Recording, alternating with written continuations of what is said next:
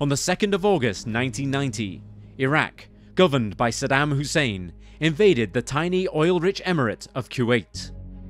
Within 2 days, he had control of the entire country. The United States would never allow such a hostile nation to control the area that held 2/3 of the world's oil resources. The military's understanding of the issue ultimately led to the development of 2 operational phases. In Saudi Arabia, the gradual build-up of forces from August 1990 to January of 1991 was named Desert Shield and was closely followed by Operation Desert Storm, which began on the 17th of January 1991 with the aerial bombing campaign against Iraq, which ended just 42 days later with the US-led liberation of Kuwait on the 28th of February. The US was able to put together a complex international force of over 750,000 troops, led by US Army General Norman Schwarzkopf Jr. In the lengthy air campaign, the Allies dropped more conventional explosives on Iraq and Kuwait in the first 2 weeks than they had throughout the whole 310-week Second World War. This was followed by a ground offensive of over 100 hours, in which the US Armored Division's 350 M1 Abrams tanks required 600,000 gallons of fuel. This was almost twice as much as the US Third Army used during its 1944-45 advance into Germany from France. This is the story of Operation Desert Storm. Welcome to Wars of the World.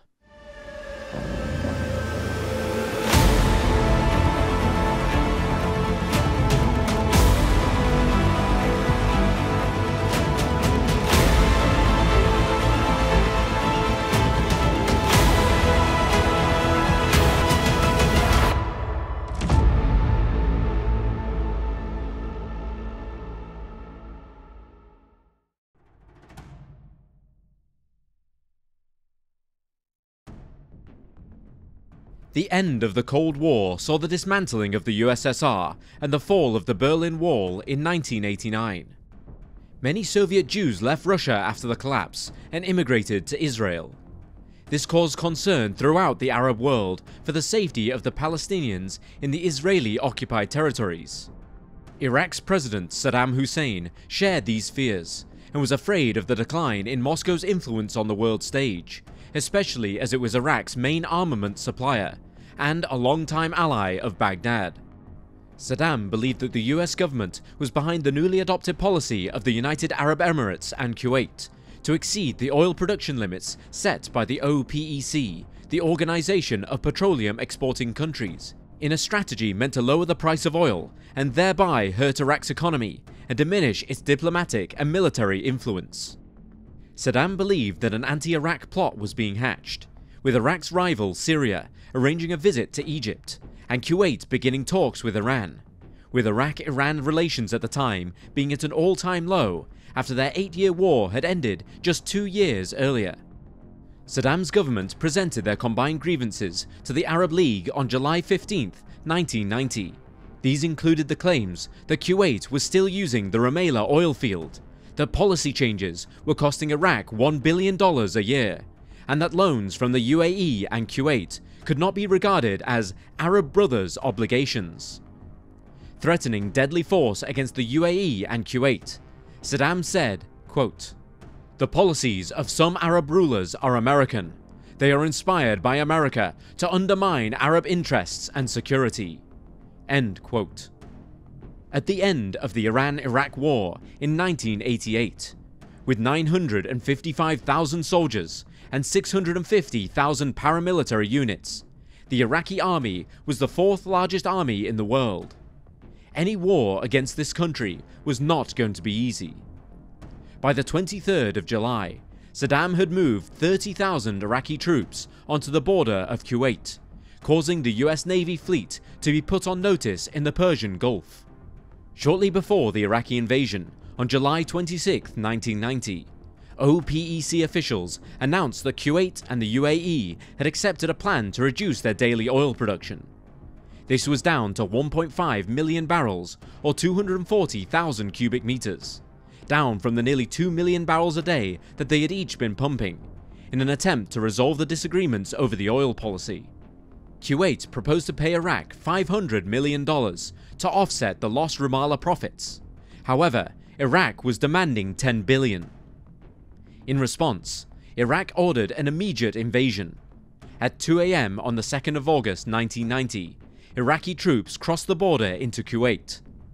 The Kuwaiti 17,000 troops could do little against the might of the 140,000 Iraqi soldiers and the 1,800 tanks that poured into the tiny country. Understandably, the Kuwaitis gave little resistance. The offensive took just 2 days, and international condemnation was instantaneous. The UN Security Council demanded Iraq's immediate withdrawal from Kuwait, and both American President George H.W. Bush and Prime Minister Margaret Thatcher sent equipment and troops into Saudi Arabia and pressed other countries to follow suit. Many did so, and the US-led coalition became the largest military alliance since World War II.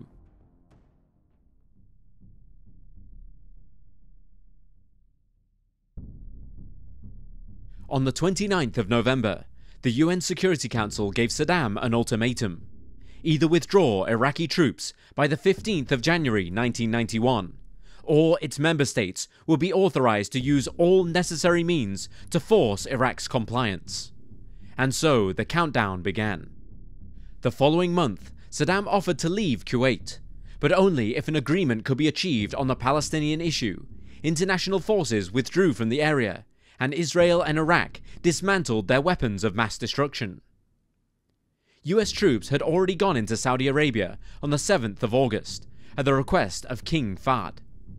Due to the size of Iraqi forces in Kuwait, it would take months to assemble the required troops to fight on equal terms. 2 US Navy battle groups were dispatched the following day to the Persian Gulf, attached to the aircraft carriers USS Dwight D. Eisenhower, which came in from the Mediterranean Sea, and USS Independence from the Indian Ocean. The battleships USS Missouri and Wisconsin also went into the area. 1st Fighter Wing at Langley Air Force Base, Virginia, landed 48 Air Force F-15s and began 24-hour air patrols on the Saudi-Iraq-Kuwait border to deter any Iraqi advances, along with 36 F-15 ADs from the 36th Tactical Fighter Wing, Bitburg, Germany. The Bitburg detachment was based an hour away at Al-Kaj Air Base, southeast of the Saudi capital, Riyadh. The military buildup, named Operation Desert Shield, continued, until numbers had reached over 500,000 troops. Fast sea-lift ships carried most of the supplies to the staging areas. Amphibious exercises were carried out in the Gulf as part of the buildup. This included Operation Imminent Thunder, including USS Midway and 15 other ships, 1,000 Marines and 1,100 aircraft. As the US military buildup went on, a coalition of 42 allies was formed. It included countries from every continent of the world, all with one thing in common: the opposition of Iraq's aggression towards Kuwait. The coalition forces in the Persian Gulf region were to be commanded by US Army General Norman Schwarzkopf, Jr.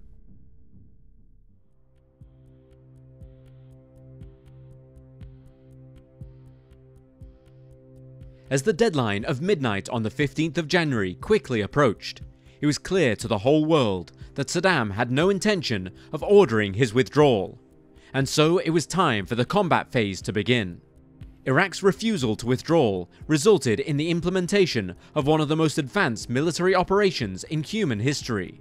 Operation Desert Storm began with an air campaign on the night of the 16th of January at 23:30 GMT. Phase 1 was to attack key targets aimed at destroying or at least disrupting Iraqi control, command, intelligence and communications. Phase 2 would then target the air defense network in Kuwait, with Phase 3 then concentrating attacks on Iraqi ground troops in Kuwait, with carpet bombing both day and night. The idea was to physically and psychologically wear down the Iraqi forces before the start of the land assault. As Phase 1 began, known collectively as Task Force Normandy, 3 Air Force MH-53J helicopters guided 9 AH-64A Apache helicopters into western Iraq, where their targets were 2 Iraqi early warning radar sites. Hydra rockets, Hellfire missiles, and thousands of 30mm cannon ammunition destroyed their target, but it alerted Baghdad to their mission. Despite receiving ground fire, Task Force Normandy returned to base safely. Now that a path had been opened up in the Iraqi air defense network, the main attack could begin. 10 F-117 Nighthawk stealth bombers took off from the Kamis Mushat Air Base in Saudi Arabia. They carried with them 2,000-pound laser-guided pave-way bombs, which wiped out the Nuqaib Air Defense Command Center in southern Iraq. At the same time, the USS Wisconsin and USS Missouri lay in the Gulf and launched cruise missiles at a wide range of targets, from oil refineries to airports, missile sites to communication hubs. One notable hit was on the electrical generators that supplied Baghdad, plunging the city into darkness. As one commentator observed, quote, "The lights in Baghdad did not come on again until the ceasefire." End quote. That night also saw the longest bombing mission in history take place, as 7 B-52G bombers flew for 15 hours from their base in Louisiana in the United States to drop their 1,000 missiles onto their targets, with an 89% strike rate.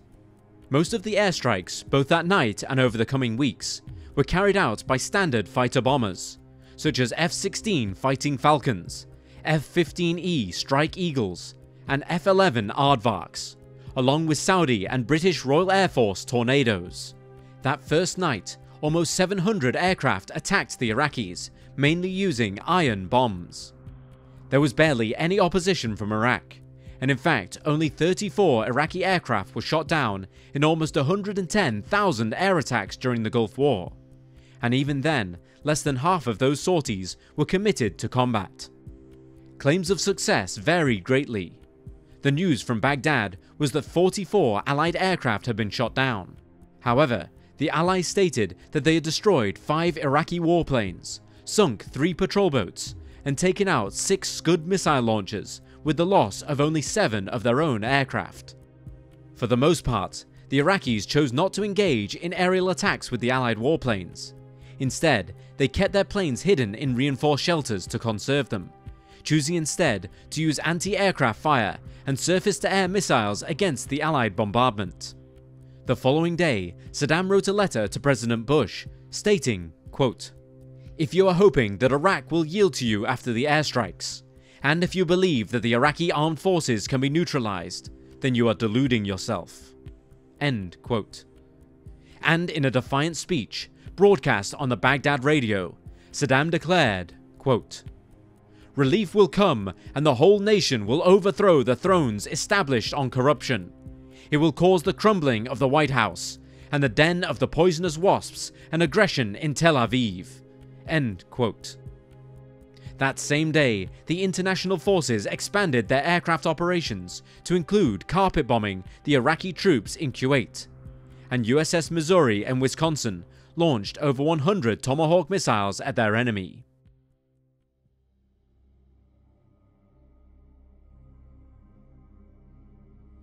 Prior to the start of the war, Iraq had made it very clear that any assault on their country would warrant retaliation against Israel. After the failed peace talks between Iraq and the US, based in Geneva, Switzerland, when Tarek Aziz, Iraqi Deputy Prime Minister, had been asked, "If war starts, will you attack Israel?" His response had been emphatic. "Yes," he had said, "absolutely yes." Iraq kept its promise, and just a day after the hostilities in Kuwait had begun, they fired around a dozen modified Scud missiles on Israel, hitting Tel Aviv and Haifa and injuring over 20 people. The attacks on Israel continued throughout the 7-week war. Iraq was hoping to incite a military reaction from Israel, as they anticipated that many of the Arab countries would withdraw their support from the coalition, being hesitant to fight alongside Israel.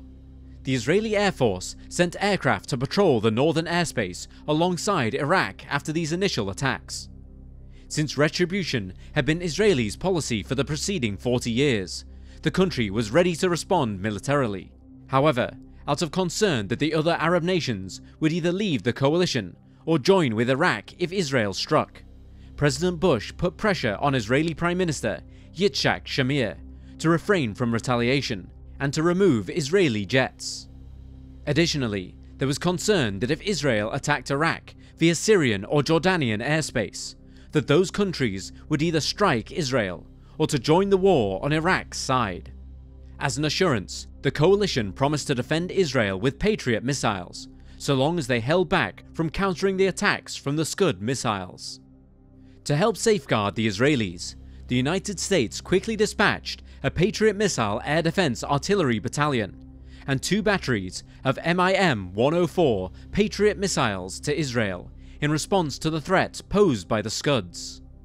A Patriot missile squadron was also deployed to Turkey and Israel by the Royal Netherlands Air Force. In the Iraqi desert, coalition air forces also participated in numerous Scud hunts in an effort to find the camouflaged trucks before they launched their missiles, either at Saudi Arabia or Israel. The Israelis became increasingly impatient as the Scud strikes went on, and threatened unilateral retaliation after a missile hit the Israeli city of Ramat Gan on the 22nd of January. This caused several casualties and damage to infrastructure.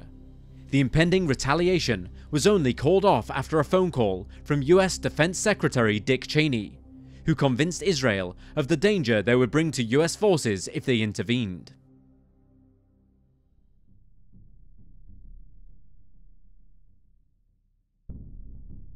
The Allied naval response was able to move much more quickly than the land and air forces, as they were permanently stationed in the Persian Gulf. There had been tensions in the Gulf for years prior to the war, and their presence was seen as necessary to ensure an uninterrupted supply of oil to the world. However, there were certain complications in integrating the naval air force with the broader air strategy. One problem was the limited amount of space in the Gulf area. There was also the danger posed by Iraqi mines. Mine countermeasures from the US Navy were not very sophisticated, and despite the use of MH-53E Sea Dragon helicopters dragging sleds to detonate the mines, and the Royal Navy employing Hunt-class ships, in mid-February 2 US ships fell foul to Iraqi mines. The truth was that these 2 multi-million-dollar vessels had been holed by a basic device that cost next to nothing. The small Iraqi naval fleet was the greatest danger for the US battleships. On the 29th of January, in what became known as the Bubiyan Turkey Shoot, coalition forces attacked the Iraqi Navy as it was trying to escape to Iran. Only 2 out of 20 ships made it. The rest were destroyed by the coalition helicopters and fighter planes. The Royal Navy's Lynx helicopters were responsible for many of the hits. By the 2nd of February, the Iraqi Navy no longer posed any major threat at sea to the coalition forces.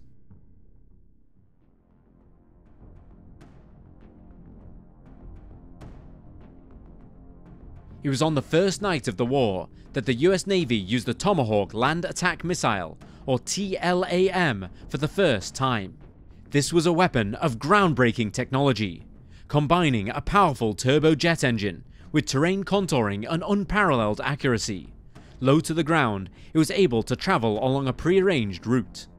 BBC journalist John Simpson was in Baghdad while it was being bombed, and famously, he described seeing a Tomahawk missile pass by his hotel window, going straight down the road before, quote, turning left at the traffic lights, end quote. Armed with 1,000-pound warheads, they were fired from many different staging areas, enabling the missiles to travel deep into the enemy zones without risking the life of a pilot. On the first day of the war, 122 Tomahawk missiles were fired, at the cost of around $1.2 million each. By day 3 of Operation Desert Storm, Allied sorties had reached around 4,000, and it was estimated that the same number of Iraqi military had been killed. Iraq continued with its approach of non-retaliatory action when it came to the Allied aerial attacks, something which Commanding Officer Group Captain David Henderson of the RAF referred to as baffling.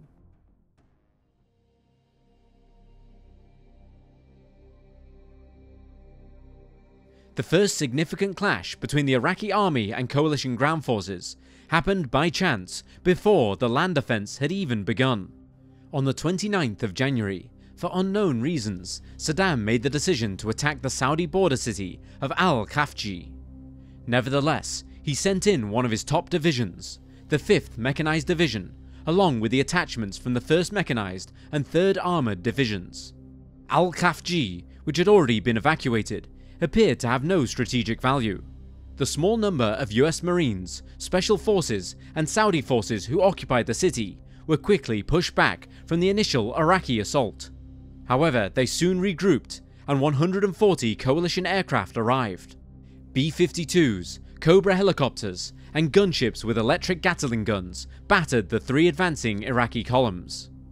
The Saudi Arabian National Guard, supported by Marines and Qatari ground forces, went in with a counterattack and had retaken the city within 2 days. 140 coalition aircraft were involved in the attack, which went on relentlessly day and night. The Iraqis lost 147 armoured personnel carriers, 89 mobile artillery pieces, and 357 tanks. And although there were casualties on the side of the Allies, the Battle of Khafji was a perfect example of how air power can effectively impede the progress of enemy ground forces. One Iraqi soldier who had fought in the Iran-Iraq War stated that his unit had sustained more punishment from Allied air power in 30 minutes at Khafji than in 8 years of fighting against Iran.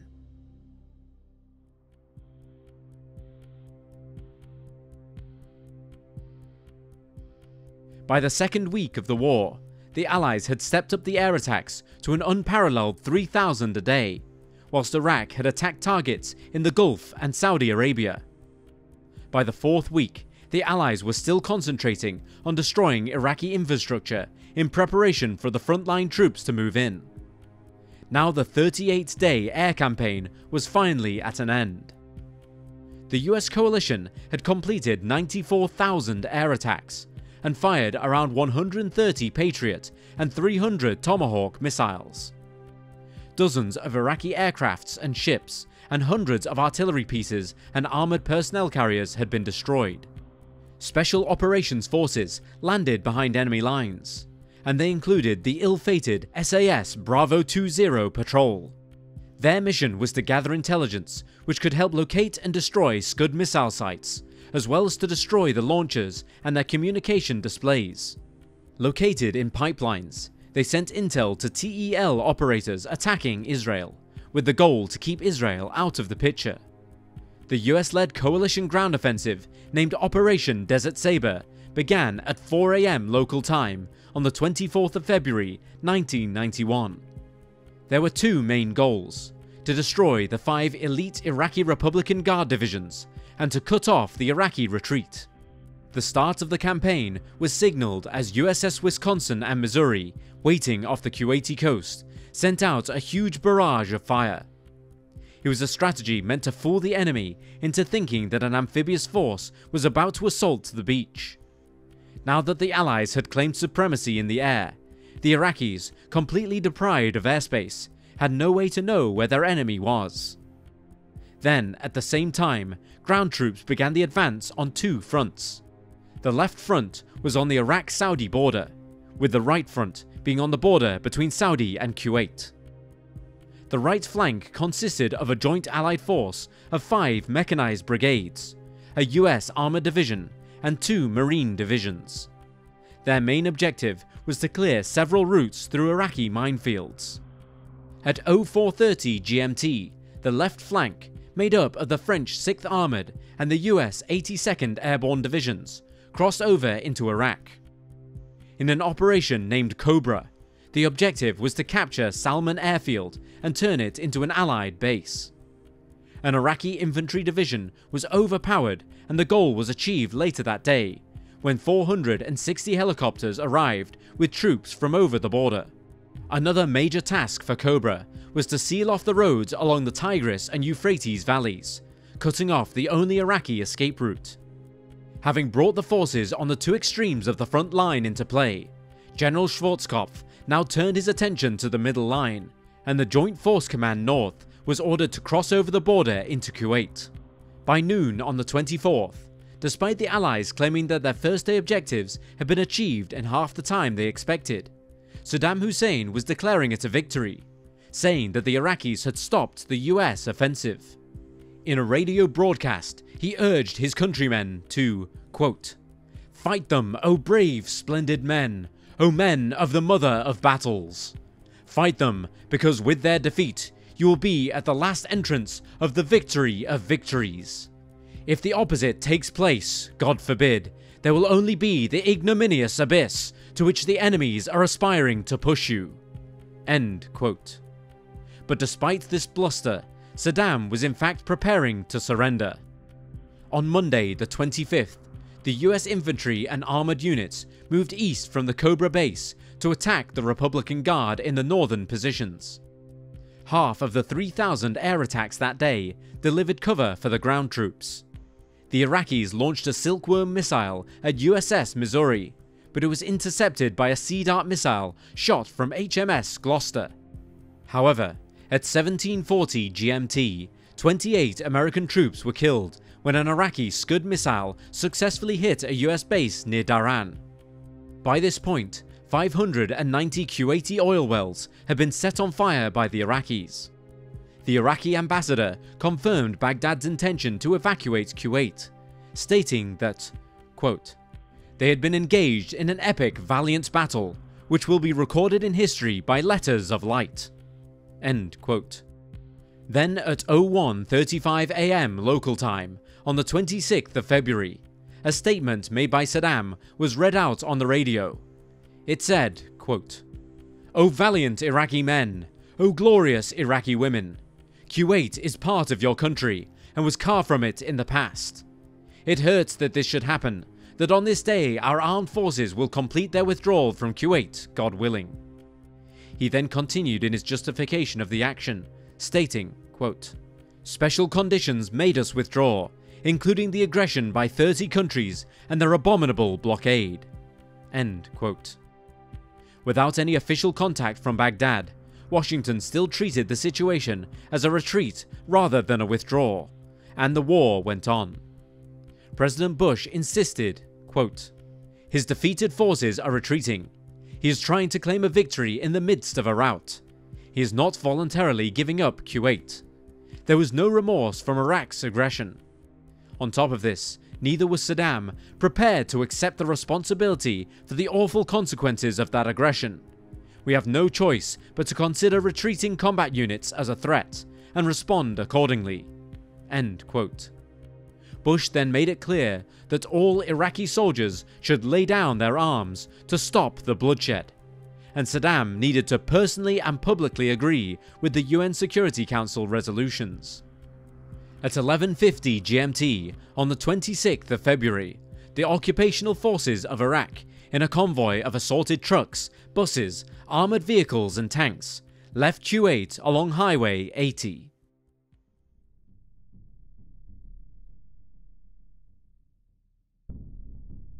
Highway 80 is a 6-lane road connecting Kuwait City and the border town of Safwan in Iraq, before continuing on to the city of Basra. The Iraqi Armoured Division used the road at the start of their invasion into Kuwait. It was reported that the Iraqis had withdrawn from Kuwait City, and that the forces, including those of the elite Iraqi Republican Guards, 1st Armoured Division Hammurabi, were trying to either reorganize or escape, on or near to Highway 8, a continuation of Highway 80. An attack started on the 26th, when US A-6 intruder attack jets from Marine Corps' 3rd Marine Aircraft Wing blocked the front and rear of the convoy, totally immobilizing it. They then bombarded the huge column with Mk-20 Rockeye-2 cluster bombs, essentially boxing them in, ready for further airstrikes. For the following 10 hours, US Navy, US Marine, and US Air Force aircraft all attacked the line using a variety of weaponry. Any vehicles that survived the air bombardment were engaged by the coalition ground forces, who arrived later, although many of the vehicles that managed to escape the traffic jam were targeted individually. There was a bottleneck near the police station at Midler Ridge, around 20 miles west of the city, where around 300 vehicles were either abandoned or became stuck. This became known as the Mile of Death. Bombing went on through the night and well into the following afternoon. As they tried to retreat, the slaughter went on for 40 hours, under General Schwarzkopf's orders to, quote, block enemy forces from withdrawing into Iraq, end quote. The number of fatalities on Highway 8 remains unknown. US journalist Bob Drogan says he saw scores of dead soldiers, quote, in and around the vehicles, mangled and bloated in the drifting desert sands, end quote. Robert Frisk, a British journalist, said he, quote, lost count of the Iraqi corpses crammed into the smouldering wreckage or slumped face down in the sand, end quote. Many left their vehicles to escape, and one survivor was interviewed for the Washington Post in 1993. He said, quote, there were hundreds of cars destroyed, soldiers screaming.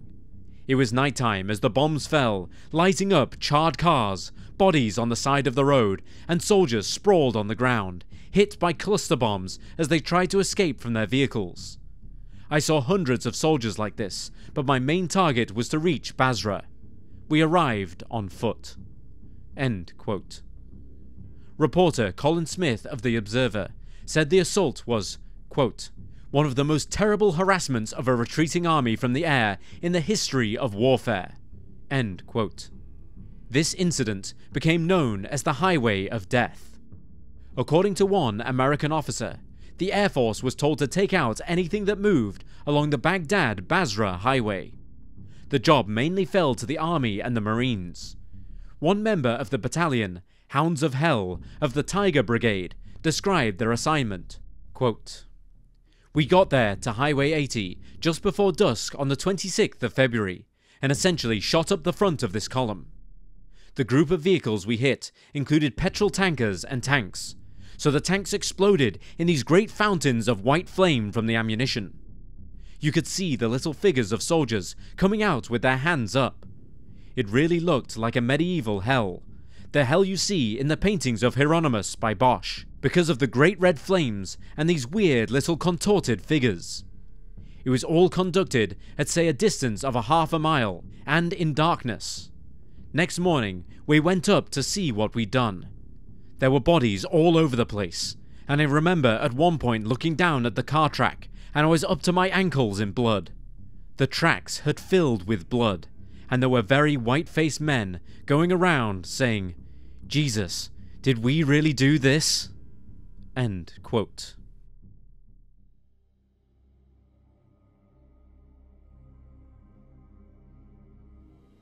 Three of the biggest tank battles in American history took place during the Ground War.